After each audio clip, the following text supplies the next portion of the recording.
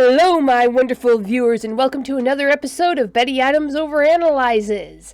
Today we are going to take a look at Transformers EarthSpark Season 1, Episode 8, Decoy. Alrighty, and here we go with the larger intrigue. The planet-threatening forces that we all know and love are beginning to converge on the small town of Witwicky, I think. We are left with some serious questions. Who knew what and when? Is a children's cartoon going to let the hero of the group be wrong? Is the most obvious lampshade actually going anywhere? So, I'm going to just jump right into the spoilers here. So, you have been warned. If you don't want any spoilers, you can click away now and check out the links below the video to get yourself a copy of my book, Humans Are Weird, We Took a Book, Monty Python meets Star Trek in the short story collection of human absurdity. And spoilers ahoy!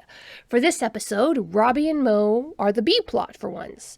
B takes the chance of a classic G1RC showing up to visit him and bails to go help Optimus and Megatron capture the cassettes.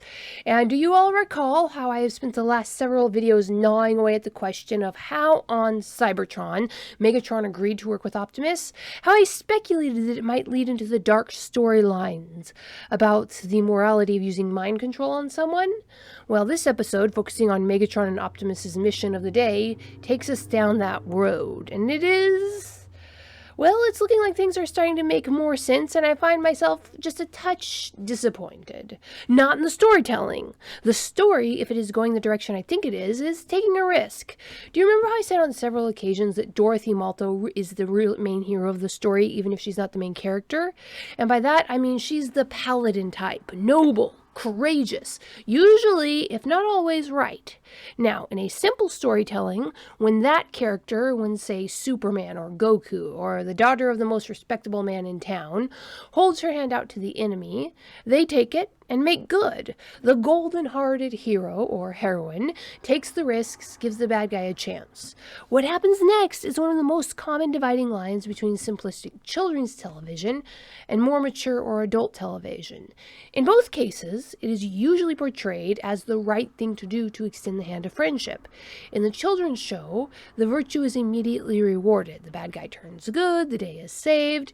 In more mature shows, the hand of friendship is smacked away, or as we saw with Swindle, an obvious show of false friendship is made that fools the young and the foolish. However, the mature, the alert, the warrior is not fooled. And if, as this episode highly implies, Megatron's sworn oath to Optimus of friendship and cooperation, deliberately with the intention of deceiving Optimus, that means that our hero, the paladin of this group, Dorothy Malto, was wrong. Recall, in these shows, it is always the morally right thing to do to accept the hand of friendship.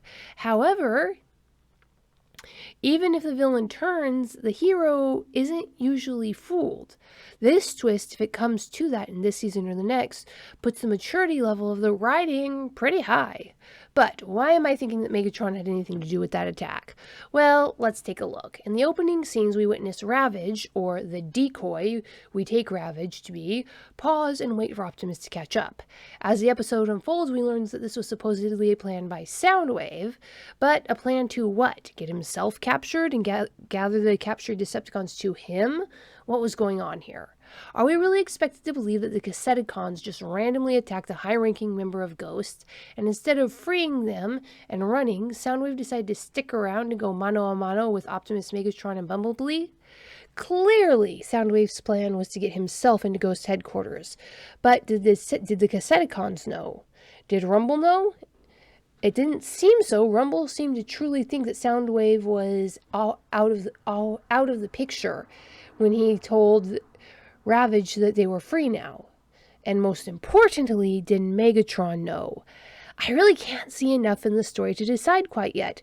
My leaning is that Megatron is playing the long game and scamming Optimus. That is, of course, based on Megatron's G1 character. It is blindingly obvious. The question then becomes why. There are several decent reasons.